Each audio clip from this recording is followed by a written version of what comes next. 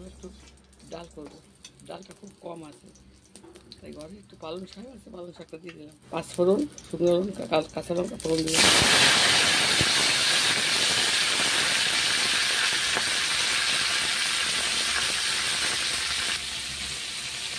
পেঁয়াজ দিলে ভালো, পেঁয়াজ ছাড়ার সময় নেই।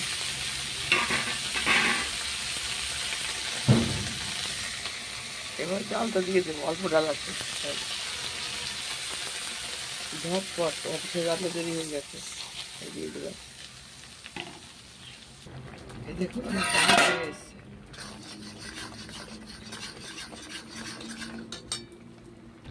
এই দেখুন ডালটা হয়ে গেছে, কতটা কারেন্ট হয়ে গেল। বেগুন ভাজা আর ডাল, পালং শাকটি কড়াই থেকে ডাল করে দিয়েছি। দেখুন নিভিয়ে দিলাম।